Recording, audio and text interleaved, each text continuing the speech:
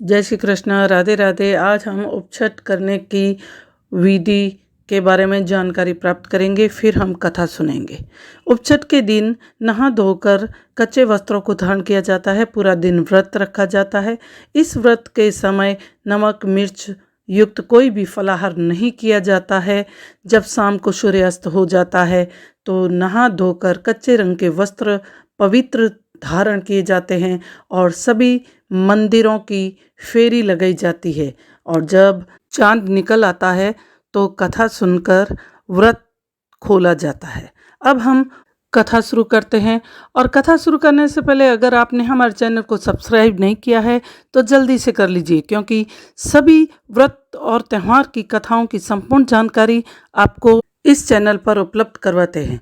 चलिए आज हम उपछट की कथा सुनना शुरू करते हैं। 7 भाइयों की एक बहन थी। वो बालपन में ही विधवा हो गई। अब वो अपने भाइयों के साथ आराम से रह रही थी, लेकिन एक लंबे समय के बाद जब उसने अपने आप को दर्पण के अंदर देखा तो उसने देखा कि कुछ उसके सिर पे काले बाल है और कुछ सफ़ेद हो गए हैं। तो उसने सोचा मेरी जिंदगी तो ऐसे ही व्यतीत हो गई। तो पास में बाड़े के अंदर बंधा हुआ एक भैंसा हंसने लगा और वो उसके सामने देखने लगा। तो बहन ने पूछा कि अरे तू ऐसे क्यों हंस रहा है? तो उसने कहा अभी तो तुझे अपने थोरी के 7 पुत्र पैदा करने हैं। तो ऐसा सुनकर वो बड़ी चिंता में पड़ गई और उसने सोचा कि ऐसा होने से अच्छा है कि मर जाऊं। उसने अपने भाइयों से कहा कि मुझे जिंदा ही जला दो। भाइयों ने कहा ऐसे कैसे जला दिया जाए, हम तो नहीं जला सकते। लेकिन उसने जिद कर ली और अपने भाइयों को कहा कि मुझे तो जिंदा ही आपको जलाना पड़ेगा, नहीं तो मेरे जीवन में ऐसी बहुत ही दुखित घटना घट जाएगी।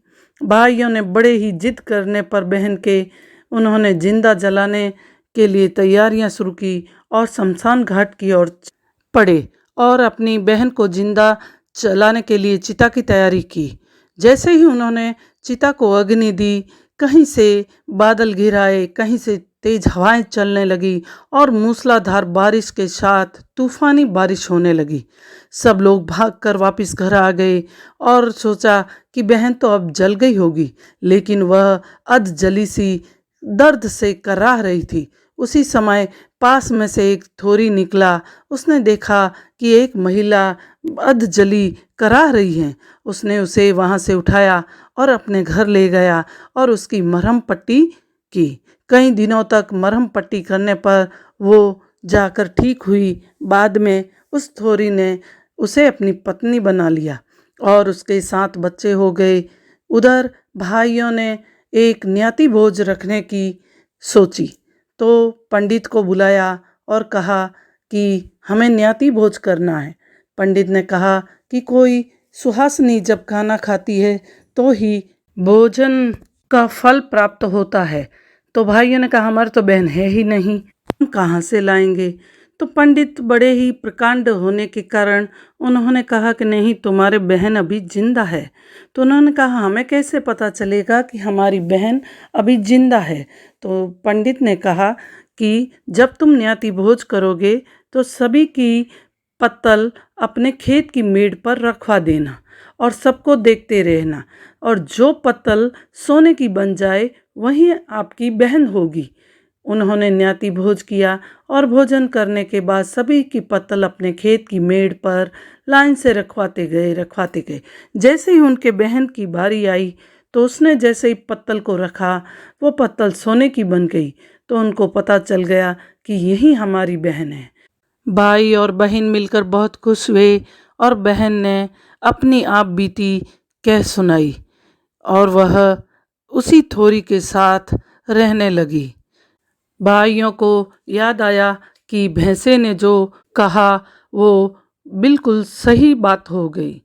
इस कहानी को सुनते समय किसी भी कन्या या महिला को हामी नहीं भरनी चाहिए तथा साथ में लाल या पीले कपड़े का टुकड़ा उसकी कतरन रखनी चाहिए। और जब ये कहानी संपूर्ण सुन ली जाती है तो यह कहकर मारवाड़ी में कहानी को पूरा किया जाता है।